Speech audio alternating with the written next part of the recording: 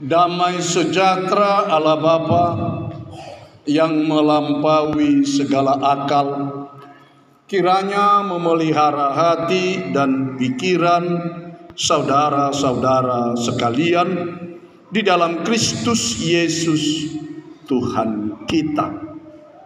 Amin. Shalom bagi kita semua.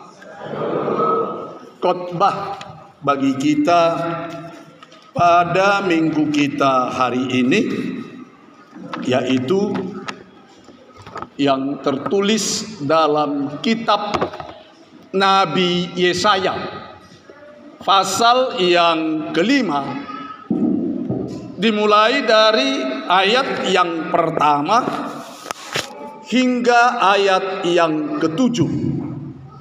Demikian dikatakan di dalam firman Tuhan. Aku hendak menyanyikan nyanyian tentang kekasihku. Nyanyian kekasihku tentang kebun anggurnya. Kekasihku itu mempunyai kebun anggur di lereng bukit yang subur. Ia mencangkulnya dan membuang batu-batunya dan menanaminya dengan pokok anggur pilihan. Ia mendirikan sebuah menara jaga di tengah-tengahnya dan menggali lubang tempat memeras anggur. Lalu dinantinya supaya kebun itu menghasilkan buah anggur yang baik. Tetapi yang dihasilkannya ialah buah anggur yang asam. Maka sekarang, hai penduduk Yerusalem dan orang Yehuda, adililah antara aku dan kebun anggurku itu. Apatah lagi yang harus diperbuat untuk kebun anggurku itu yang belum kuperbuat kepadanya? Aku menanti supaya dihasilkannya buah anggur yang baik. Mengapa yang dihasilkannya hanya buah anggur yang asam? Maka sekarang aku mau memberitahukan kepadamu apa yang hendak kulakukan kepada kebun anggurku itu. Aku akan menebang pagar darinya sehingga kebun itu dimakan habis dan melanda temboknya sehingga kebun itu diinjak-injak. Aku akan membuatnya ditumbuhi semak-semak, tidak dirantingi dan tidak disiangi, sehingga tumbuh putri malu dan rumput. Aku akan memerintahkan awan-awan supaya jangan diturunkannya hujan ke atasnya. Sebab kebun anggur Tuhan semesta alam ialah kaum Israel, dan orang Yehuda ialah tanam-tanaman kegemarannya. Dinantinya keadilan, tetapi hanya ada kelaliman. Dinantinya kebenaran, tetapi hanya ada keonaran. Hingga di sini pembacaan kita akan firman Tuhan. Shalom bagi kita semua. Saudara yang dikasihi Kristus, yang hadir ibadah di sini, apakah kita semua sekarang dalam keadaan sehat? Benar-benar kita sehat? Oh, rupanya enggak berapa yang sehat. Jawabnya juga sangat halus sekali. Sehat. Nampaknya kayak sakit begitu jawabannya. Apakah kita semua memang benar-benar sehat? Sehat. Terima kasih. Kalau kita sehat, berarti kita mampu mendengarkan khotbah. Kan begitu kalau sehat. Tapi seandainya sakit, tentu walaupun begini panas terik matahari pasti akan ngantuk. Karena apa? Karena sedang sakit. Tapi kalau sehat pasti sedang dalam keadaan tegar mendengar khotbah, walaupun jam kita saat ini jam 11 kurang 5. panas terik juga, ya. Sangat begitu panas, saya juga kepanasan apalagi pakai jubah yang hitam, di dalam sekarang sudah keringat, ya. Jadi dari tadi saya memang sudah terus berkipas diri dari sana saking panasnya. Kami pernah beribadah di tempat yang sempit, jendela tidak ada, pintu hanya di depan, kiri kanan rumah, maklum perumahan, belakang juga rumah di perumahan, jadi tertutup, pengap dan panas. Lalu ketika saya khotbah, semua umat saya berkipas, mulai khotbah terus. Akhirnya capek tangan kanan ganti tangan kiri, capek tangan kiri dua-duanya begitu. Udah capek dua-duanya, akhirnya berhenti sendiri, jadi kepalanya yang geleng-geleng. Itu waktu saya pengalaman di Jakarta waktu khotbah. Saudara yang dikasihi Kristus, kita cukup berbangga diri dan cukup sangat-sangat merasa senang bisa beribadah di tempat ini, ya. Walaupun memang kipas hanya kami di depan dan kiri kanan, AC juga tidak begitu terasa. Tapi kita patut bersyukur kita masih bisa beribadah. Di daerah kami, di Ekanopan, itu ada tempat-tempat orang namanya tempat orang manombang, ya, menobang hutan menjadikannya sawah, dan mereka membuka ibadah par mingguan begini juga ibadah. Tapi ya tempatnya begitulah, dipasanglah hanya papan saja, ya terbuka setengah, pintu nggak ada, nggak bisa ditutup. Maklum orang Batak semua kan begitu, miara anjing pula lagi kan begitu. Jadi waktu ibadah dulu nyanyi masih dibacakan Marende Mahita begitu kan, lalu dibacakan nyanyian itu. Pas lagi Sintua sedang membaca Marende Mahita, katanya begitu, maaf, masuk seekor anjing. Lalu tentang Sintua ini bukan nyanyian yang dibacakan, Eusirhamu Biyangi. Ada umat yang begitu, artinya najik dinyanyikannya Usirhamu Biyangi, katanya di belakang kan begitu. Jadi memang kadang-kadang bisa juga terjadi hal yang demikian, tapi kalau di sini kita tidak. Saudara yang dikasihi Kristus, waktu tadi kami datang dari Serang kemari ke Pandeglang ini tempat ibadah. Di jalan itu saudara kita umat Muslim sedang merayakan hari Maulid Nabi. Jadi semua jalan mereka penuh arak-arakan. Jadi kami sempat terhambat. Sudah deg-degan begitu di jalan, terhambat. Total berhenti. Waktu berhenti saya pikir, ya bagaimana supaya jangan stres waktu berhenti begini. Saya lihat kiri kanan begitu, mulai dari Paros, pasar itu semua. Lalu ketika saya melihat kiri kanan, saya baca. Rupanya semua merek-merek toko yang ada di sekitar pinggir jalan, semua merek-mereknya bagus-bagus, ya. Baik bagi. Ada tukang pangkas berlian. Oh iya, nggak mungkin dia buat tukang pangkas yang artinya batu yang amburadul kan begitu. Pasti tukang pangkas berlian. Ada lagi tukang pangkas rapi. Nggak mungkin tukang pangkas acak-acakan kan begitu. Siapa yang mau ke sana? Semua rupanya merek yang pasti adalah bagus.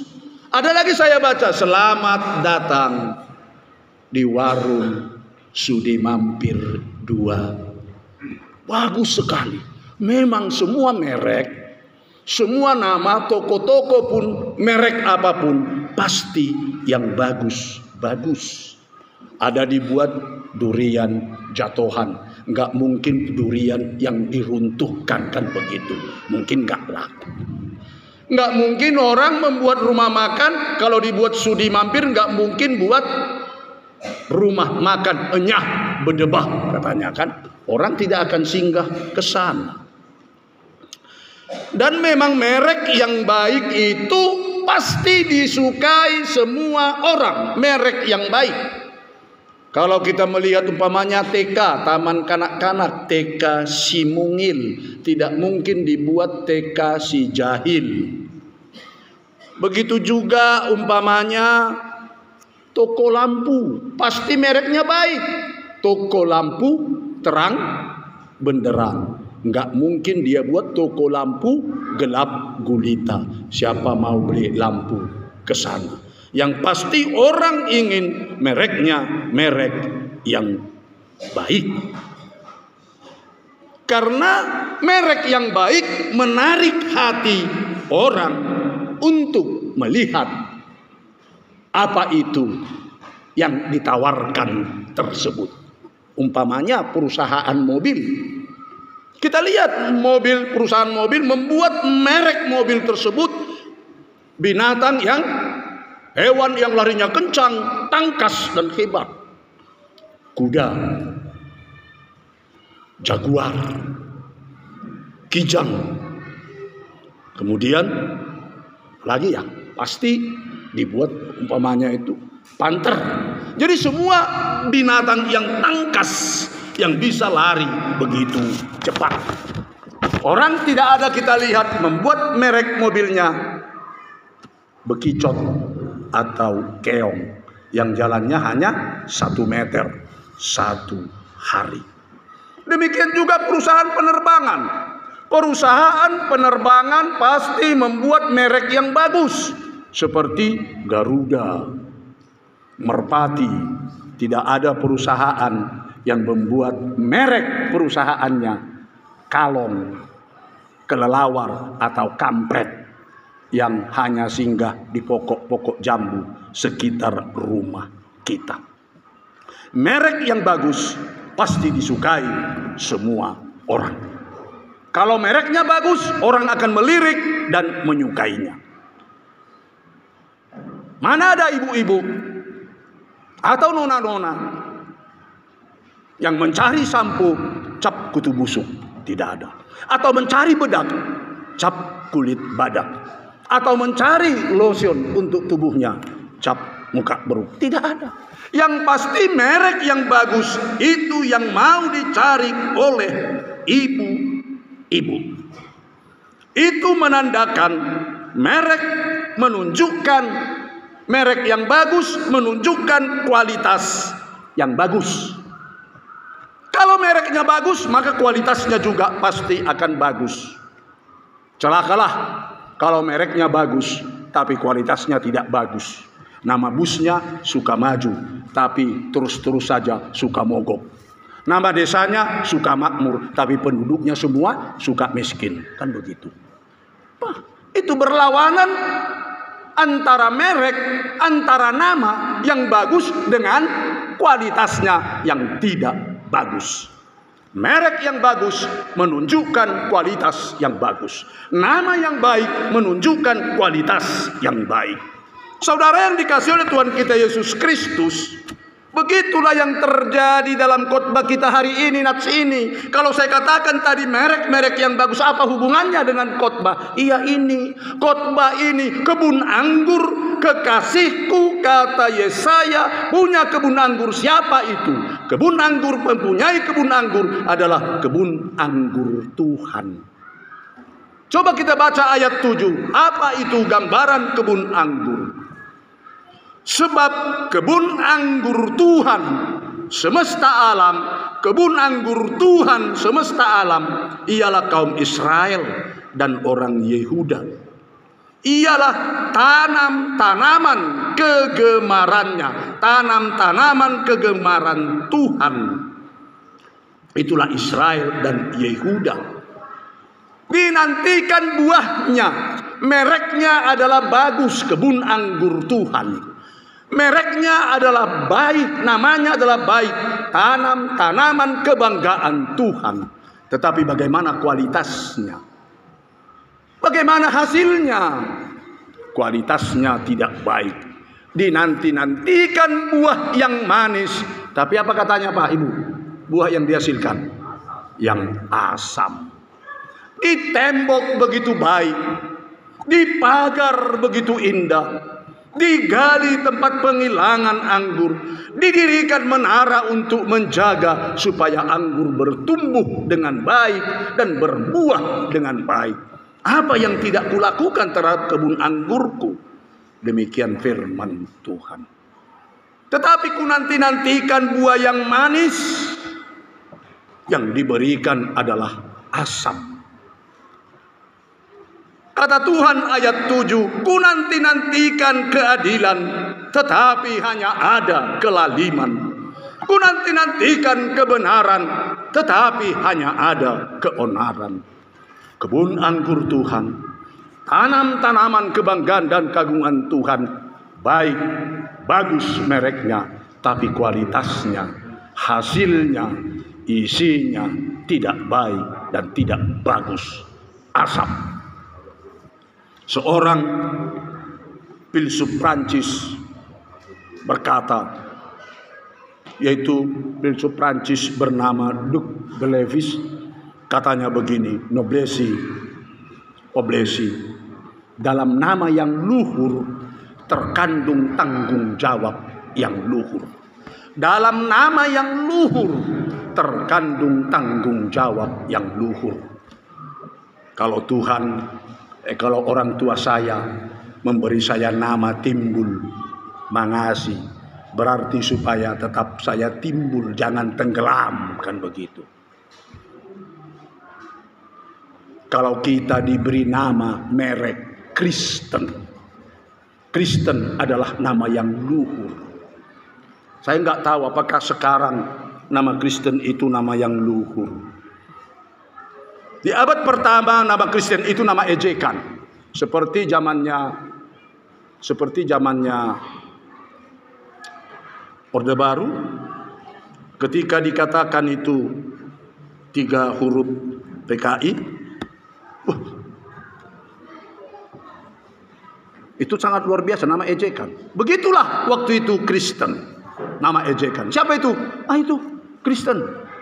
Namanya apa artinya Kristen itu? Pengikut orang-orangnya Kristus. Siapa Kristus itu? Yesus, Tuhan Allah yang pernah jadi manusia di dunia ini. Manusia yang hidup sebagai Allah di tengah-tengah dunia ini. Itulah Kristus. Jadi oleh sebab itu nama Kristen punya tanggung jawab yang baik. Nama Kristen punya tanggung jawab yang luhur. Seperti kata Duc de Levis tadi, nama yang luhur mengandung tanggung jawab yang luhur. Walaupun seorang pujangga Inggris, William Shakespeare, berkata, apalah arti sebuah nama. Tapi kalau Duc de Levis berkata, noblesse oblesi, dalam nama yang luhur terkandung tanggung jawab yang luhur.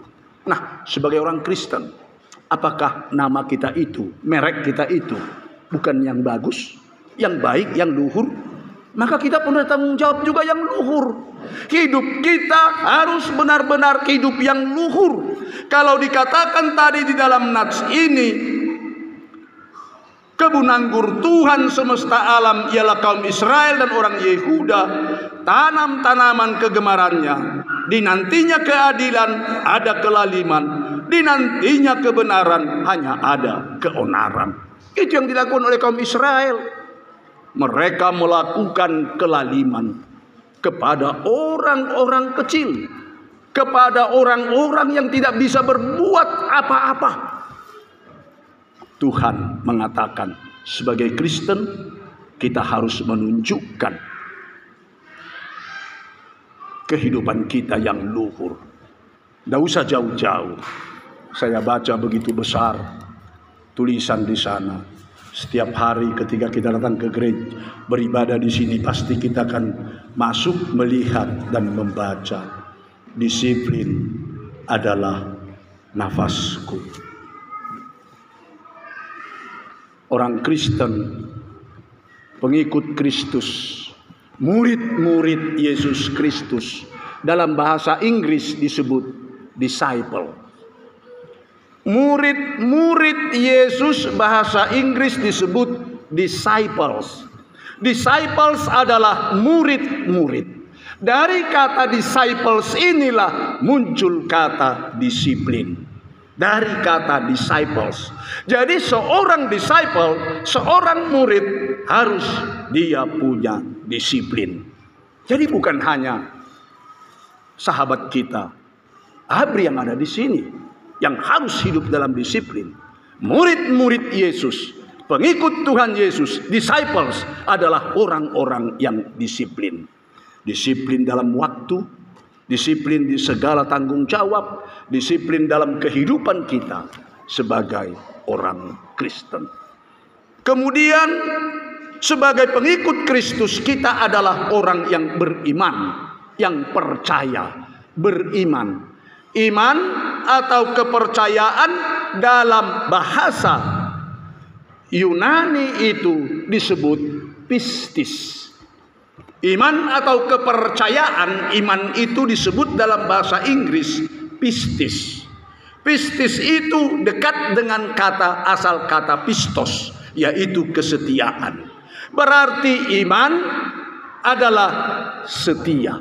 Orang yang beriman kepada Tuhan Yesus Kristus adalah orang-orang yang setia kepada Tuhan Yesus Kristus. Kalau kita beriman kepada Yesus, berarti kita setia kepada Yesus Kristus.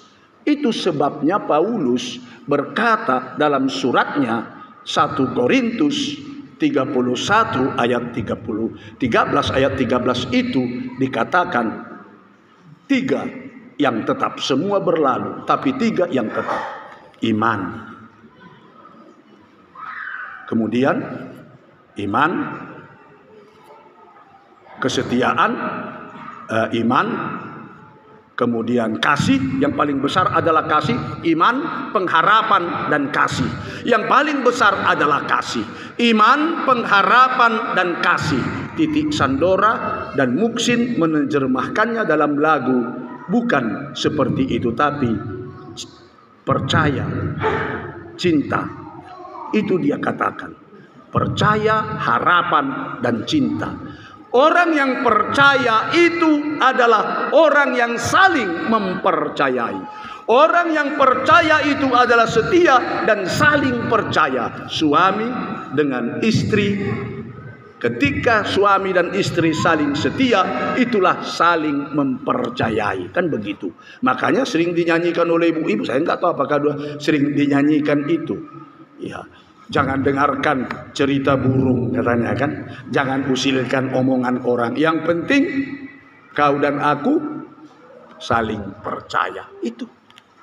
Artinya suami dengan istri saling percaya, dan saling percaya itulah saling di dalam kehidupan kesetiaan. Begitulah kita juga dengan Kristus. Sebagai merek Kristen, pengikut Kristus yang setia, kita harus setia terhadap Tuhan Yesus Kristus. Oleh sebab itu, kesetiaan itu adalah kebanggaan di dalam kehidupan kita sebagai pengikut Kristus. Saudara yang dikasihi oleh Tuhan kita Yesus Kristus, pada hari ini firman Tuhan mengajak kita untuk menjadi orang-orang yang mempunyai merek, nama yang bagus, yang baik.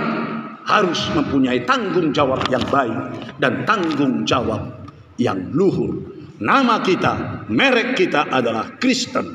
Kristen adalah pengikut Kristus. Maka tanggung jawab kita juga mengikut Kristus sampai akhir hayat, akhir hidup kita, bahkan sampai akhir zaman.